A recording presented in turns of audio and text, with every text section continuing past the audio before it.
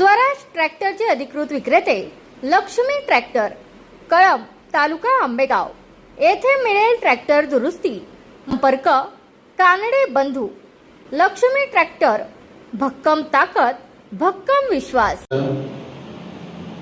आयोजित केलेल्या या जनसेवा सप्ताहाच्या अंतर्गत महिला सक्षमीकरण विषयक उपक्रम, ज्याच्यामध्ये यशस्वी उद्योजिका, प्रगतिशील व प्रयोगशील शेतकरी महिला, राष्ट्रीय खेळाडू यांचा सर्वांचा गौरव समारंभ आज या जनसेवा सप्ताहाच्या अंतर्गत या ठिकाणी आयोजित करण्यात आलेला आहे। माझं आता भाषण झाल्यावर आपले आजचे प्रमुख पाहुणे, लोकमतचे संपादक, ज्येष्ठ पत्रकार, एक विचारवंत माननीय संजयजी आवटे साहेब यांचं व्याख्यान होणार आहे आणि त्यावेळेला आपण व्यासपीठाच्या सगळ्या मंडळींनी खाली जिथं जागा असेल तिथं जाऊन बसून माझ्यासहित सगळ्यांनी ते व्याख्यान ऐकायचं आहे। आपला आंबेगाव तालुका हा महिला सक्षमीकरणामध्ये नेहमीच अग्रेसर राहिलेला आहे। या तालुक्याला महिलांचं जे जे नेतृत्व मिळालं त्याच्यामध्ये सगळ्यात प्राधान्याने पहिलं नाव घ्यावं लागेल वेणुताई आवटे यांचं। 1962 ला अण्णासाहेब आवटे विधानसभेत आमदार झाले आणि अचानक हार्ट अटॅकने त्यांचं निधन झाल्याच्या नंतर वेणुताई आवटे यांना या तालुक्यामधून बिनविरोध विधानसभेमध्ये निवडून देण्याचं काम त्या काळातल्या राजकीय पक्षाच्या सर्व पक्षाच्या सर्व नेत्यांनी केलं। ही आपल्या आंबेगाव तालुक्याची पहिली ओळख। दुसरी ओळख ज्येष्ठ कवयित्री शांताबाई शेळके या आपल्या मंचाच्या होत्या, मंचाला काही काळ राहिल्या।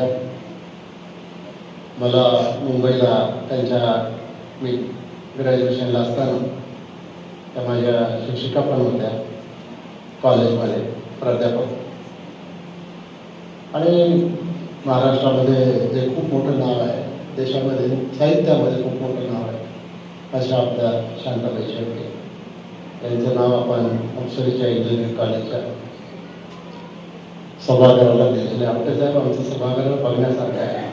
बालगंधर्वपेक्षा सुद्धा मोठं सभागृह, एअर कंडिशन आम्ही आज संसदला या ठिकाणी उभं केलं आणि त्याला आमटे त्यांचं नाव त्या ठिकाणी दिले।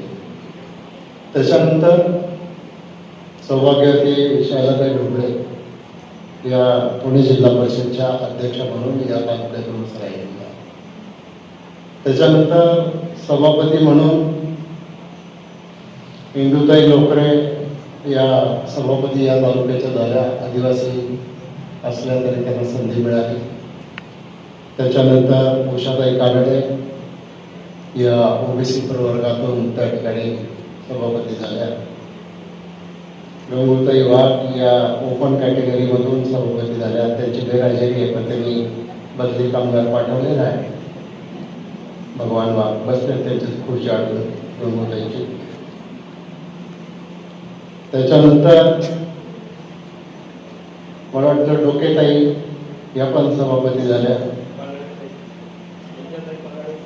विद्याताई पन्हाळे या दुसऱ्या आदिवासी सभापती झाल्या आणि त्याताई नेगोट या ठाकर समाजाच्या मूळ, त्यांनाही या तालुक्याने सभापती म्हणून काम करायची संधी दिली।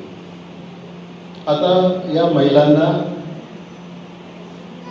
तालुक्याचं नेतृत्व करायची संधी आरक्षणामुळं मिळाली, पण ज्या वेळेला कुठलंही आरक्षण नव्हतं त्यावेळेला वेणुताईंना या तालुक्यातल्या सर्वांनी एक विधानसभेमध्ये आमदार म्हणून काम करायची संधी दिली, हा आपल्या तालुक्याचा एक सकारात्मक असा इतिहास आहे. आणि आज आपण अनेक वर्ष महिला सक्षमीकरणाच्या संदर्भामध्ये या ठिकाणी बोलतो. महिला सक्षमीकरण म्हणजे फक्त राजकीय पद असं नाही. आता आमच्या अनेक महिला जिल्हा दूध संघामध्ये इंदोरीताई निवडून गेल्या, परत अलकाताई इंदोरे, गणपतराव इंदोरेंच्या मिसेस, पुन्हा पुणे जिल्हा बँकेमध्ये मला वाटतं अजून आपल्या तालुक्यातून कोणी महिला गेली नाही, पण शेजारच्या तालुक्यामधून 2 महिला आपण दिलेल्या आहेत. खेड तालुक्यात पण आपण महिलेला संधी त्या ठिकाणी दिली. शरद बँकेमध्ये अनेक महिलांना संचालक म्हणून काम करायची संधी मिळाली. मार्केट कमिटीमध्ये अनेक महिलांना काम करायची संधी मिळाली. पंचायत समितीमध्ये अनेक महिलांना काम करायची संधी मिळाली. जिल्हा परिषदमध्ये अनेक महिलांना काम करायची संधी मिळाली. भीमाशंकर सहकारी साखर कारखान्यामध्ये अनेक महिलांना काम करण्याची संधी मिळाली.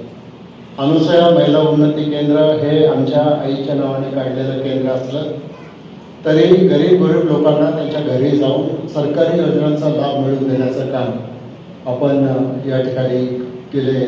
किती सालापासून? 2008 सालापासून तर आत्तापर्यंत हे काम आपण सातत्यानं करतोय. आणि या अनुसया महिला उन्नती केंद्राला किंवा आपल्या कुठल्या ॲक्टिव्हिटीला आपण राज्य सरकारची किंवा भारत सरकारची 1 रुपयाची सुद्धा ग्रँट कधी घेतली नाही. आणि आपण कुठल्याही प्रकारे चार्ज या महिलांच्या कामासाठी करत नाही.